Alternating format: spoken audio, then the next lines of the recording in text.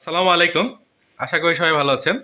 আমরা আজকে একটি নো ফ্রস্ট অথবা নন ফ্রস্ট রেফ্রিজারেটর এর ইলেকট্রিক্যাল ডায়াগ্রামটি আলোচনা করব। আমাদের এখানে মেকানিক্যাল এবং ইলেকট্রিক্যাল উভয় ডায়াগ্রামটি মডেল আমরা ডেমো করে রাখছি।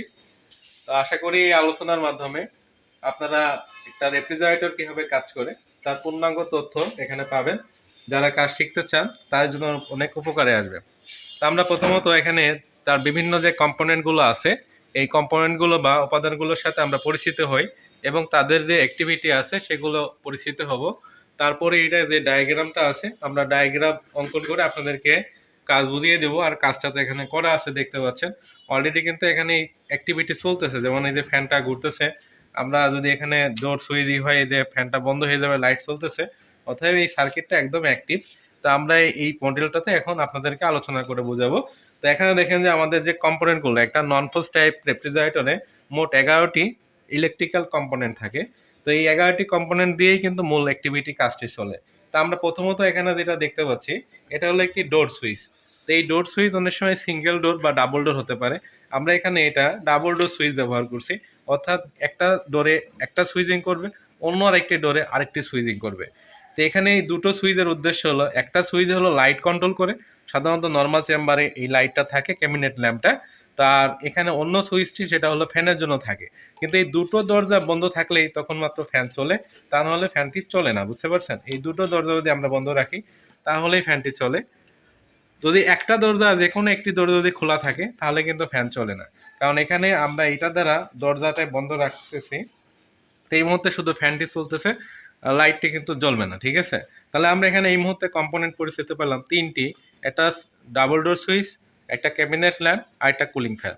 তো এই কুলিং ফ্যানটা মূলত আমাদের ইভাপোরেটরের সাথে থাকে। এর মূল কাজ হলো ইভাপোরেটর যে ঠান্ডা হচ্ছে সেই ঠান্ডাটা আমাদের চেম্বারের মধ্যে সবসময় প্রবাহিত করা, যাতে চেম্বারের মধ্যে ঠান্ডা প্রবাহিত হয়।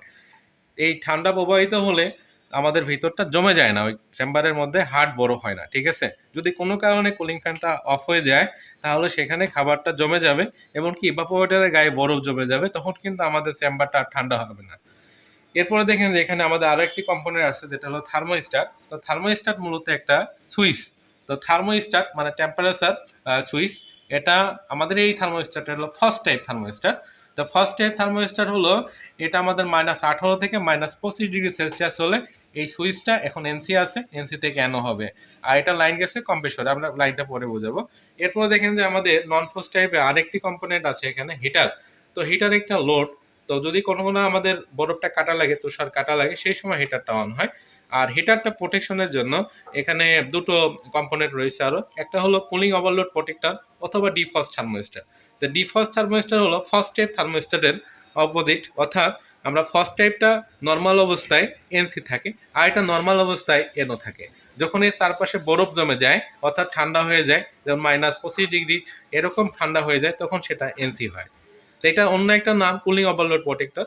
ঠিক আছে। তো এরপরে দেখেন যে এখানে আমরা বলছি যে হিটারের সাথে হিটারটাকে সেফটি দেওয়ার জন্য আমাদের একটা ফিউজ রয়েছে, এটা হলো থার্মাল ফিউজ। তো থার্মাল ফিউজটা সাধারণত 5 এম্পিয়ারের ফিউজ, 5 থেকে 10 এম্পিয়ার ফিউজ আমরা এখানে ইউজ করে থাকি। এখানে হিটারটার ওয়াট থাকে 250 থেকে 300 ওয়াট। তো এরপর দেখেন যে আমাদের আরেকটা সুইচিং কম্পোনেন্ট টাইমার মোটর। এই টাইমার মোটরটা মূলত আমাদের এখানে এই যে লোড কম্প্রেসর এবং এখানে যে হিটার, এই দুটোকে লাইন দেওয়ার জন্য ব্যবহার করা হয়। এটার নাম মোটর হওয়ার কারণ হলো এখানে যে সিস্টেমটা যে সুইচিং করে সেটা মূলত মোটর। এখানে একটি মোটর আছে, এর মোট যে 4টা টার্মিনাল আপনারা দেখতে পাচ্ছেন, এখানে 1 নম্বর এবং 3 নম্বর টার্মিনালের সাথে 1 নম্বর এবং 3 নম্বর টার্মিনালের সাথে মোটরের সংযোগটা আছে। আর এই তিনের সাথে, তিনটা হলো কমন, তো তিনের সাথে আমরা যখন ফেজ লাইনটা দিই 3 থেকে একবার 4 এবং অন্য ক্ষেত্রে 2 লাইন পাই। তো 4 যে কন্টাক্ট পয়েন্টটা এটা দীর্ঘ সময় ধরে থাকে, এই 4 এর কন্টাক্ট পয়েন্টটা হলো কম্প্রেসরে যাবে এবং 2 এর কন্টাক্ট পয়েন্টটা অল্প সময় ধরে থাকে, ঠিক আছে? এটা নিয়ে আবার অন্য ভিডিও আছে, আপনারা দেখতে পারেন।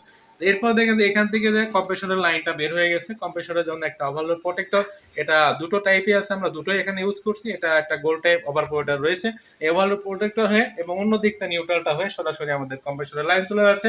আমরা যে বললাম আরেকটা ওভারলোড প্রোটেক্টর আমরা এখানে দিছি, একটা দিলেই চলে। তো এখানে আরেকটা ওভারলোড প্রোটেক্টর আছে, আর নিচে আমাদের পিটিসি রিলে হয়ে কম্প্রেসরের লাইন পেয়ে যাচ্ছে। এটাই মূলত ইলেকট্রিক্যাল কানেকশন। তো এখন আমরা এই কানেকশনটা মূল কম্পোনেন্ট গুলো চিনলাম। তো আমাদের লাস্ট কম্পোনেন্ট ছিল হলো কম্প্রেসর।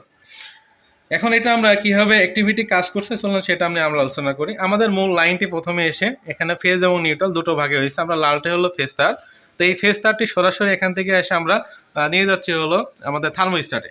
তো থার্মোস্ট্যাট হলো এখানে প্রথম সুইচ। থার্মোস্ট্যাট থেকে তারপরে লাইনটা দিয়ে এটা কন্ট্রোল হচ্ছে, এখানে কম্প্রেসর এবং হিটার উভয় কন্ট্রোল হবে, ঠিক আছে। তো এখান থেকে বের হয়ে যাচ্ছে। এখন যদি আমাদের ফ্রিজটা যথার্থ ঠান্ডা হয়ে যায়, -15 থেকে -18 থেকে 25 হয়ে যায়, তাহলে থার্মোস্ট্যাট সুইচিং করে দেবে। থার্মোস্ট্যাট যদি সুইচ এনো হয়ে যায় তাহলে এই পাশে সমস্ত সার্কিটটি অফ থাকবে।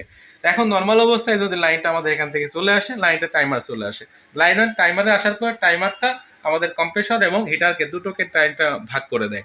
নর্মাল অবস্থায় আমাদের কম্প্রেসরটা দীর্ঘ সময় পায়, 5 ঘন্টা 4.5 ঘন্টা বা তারও আপ সময়টা লাইন পায়। তো এখান থেকে যখন আমাদের কম্প্রেসরে টাইমার মোটরের লাইনটা আসতেছে, তো টাইমার মোটরের লাইনটা দেখেন যে আমাদের এই যে থার্মোস্ট্যাট হতে যে লাইনটা আছে মূল তারটা, এই তারটা আমাদের 3 নম্বর পিনে, এই যে এই তারটা আসছে, তো এটা এখানে আমাদের 3 নম্বর পিনে, এখানে 2 এর পরেই কিন্তু 3 নম্বর পিনে এখানে লাগছে। তো 3 নম্বর পিনে যে লাইনটা লাগছে সেই লাইনটা এখান থেকে 4 থেকে বের হয়ে, যেটা 4 আছে 3 এর পরেই 4 থেকে বের হয়ে এটা আমাদের ওভারলোড প্রোটেক্টর হয়ে এটা আমাদের চলে গেছে কম্প্রেসরে। এটা ফেজ লাইন, ঠিক আছে। তো এখানে আমাদের লাইনটা আর টাইমারের যে অ্যাক্টিভিটি হওয়ার জন্য টাইমার ওপর যে লাইনটা টাইমারের 1 নম্বর যে পিনে আছে, তো 1 নম্বর পিনের এই তারটা এখান থেকে দেখেন যে আমরা এখানে নিয়ে আসছি, নিয়ে এসে এটা হিটারের সাথে এটা সংযুক্ত হয়েছে এবং হিটার এবং কুলিং ওভারলোড দুটোর সাথে সংযুক্ত হয়েছে। তো এখানে আমাদের 1 নম্বর লাইনটা মূলত পায় হিটার থেকে, অর্থাৎ এটা হিটার থেকে যদি আসে, হিটারটা ওপর পজিটটা এখানে ফিউজ হয়ে নিউট্রালের সাথে যুক্ত আছে। যেহেতু হিটারের ওয়াট বেশি সেহেতু আর টাইমার মোটরটা ওয়াট খুবই নগণ্য, যেটা 1 ওয়াট থেকেও কম। তা আমরা এখান থেকে এই নিউট্রালটা নর্মালি ফিউজ হয়ে হিটারটা হয়ে টাইমারে চলে যায়, অর্থাৎ সিরিজ কানেকশনে আছে হিটারের সাথে। আমাদের টাইমার মোটরটা সিরিজ কানেকশনে আছে।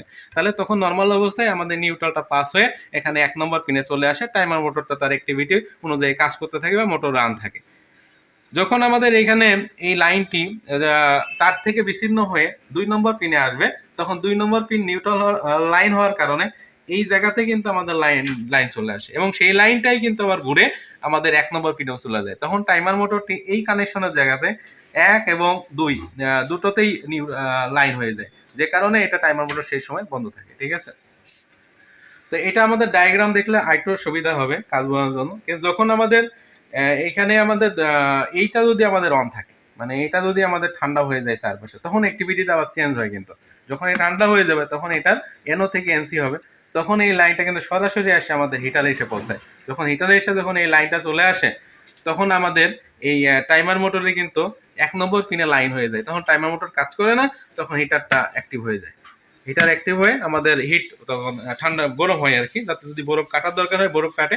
এতে যদি একটু উত্তপ্ত হলে যখন আবার এটা এনো হয়ে যাবে, সঙ্গে সঙ্গে আমাদের হিটারটা বন্ধ হয়ে যাবে।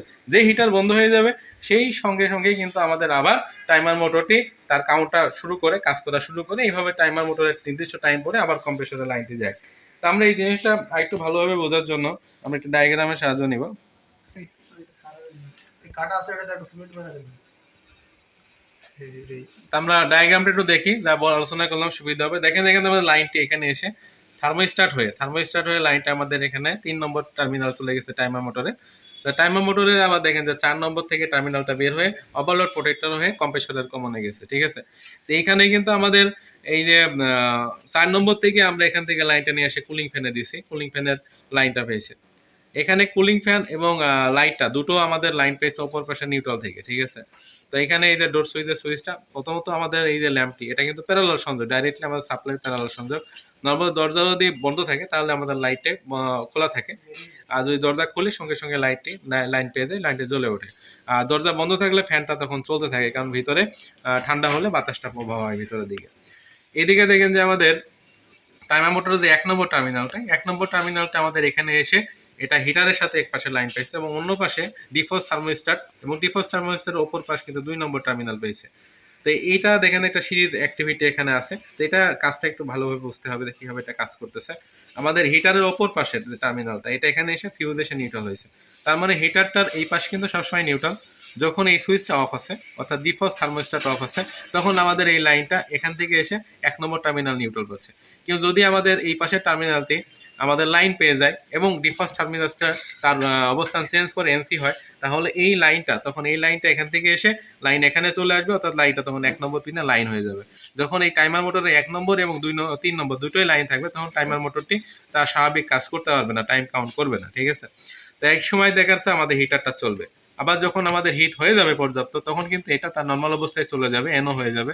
তখন আবার হিটারের মাধ্যমে নিউট্রাল পাবে হলো টাইমার মোটরটি। যেহেতু টাইমার মোটরের পাওয়ারটা নগণ্য আর কি, আমি আগে বলছিলাম। এখানে যখন দেখেন যে আমাদের এই যে চার থেকে যে লাইনটা বের হয়েছে, এটা থার্মোস্ট্যাটে আসলে যখন আমার কম্প্রেসরে আসলে, কম্প্রেসর যদি চলে, কম্প্রেসরের সাথে সাথে আমাদের কুলিং ফ্যানটাও কিন্তু চলতেছে। কিন্তু কুলিং ফ্যান দরজা খুললে বন্ধ হচ্ছে, আর কম্প্রেসর দরজা খুললেও চলতেছে। তো এটাই অ্যাক্টিভিটি। আর এখানে একটা ব্যাপার হলো, থার্মোস্ট্যাট যদি অফ হয়ে যায়, তাহলে আমাদের এইদিকে কিন্তু টাইমার মোটর লাইন পাচ্ছে না, অর্থাৎ হিটার এবং কম্প্রেসর কেউই লাইন পাবে না। তবে ডায়াগ্রাম অনেক ক্ষেত্রে চেঞ্জ হতে পারে। এই থার্মোস্ট্যাট এখানে না থেকে অনেক সময় পরে থাকতে পারে, কুলিং ফ্যান যেমন আমাদের এখানে না থেকে সরাসরি লাইনটা এদিকে থাকতে পারে। এরকম বিভিন্ন রকম চেঞ্জ আসতে পারে এখানে।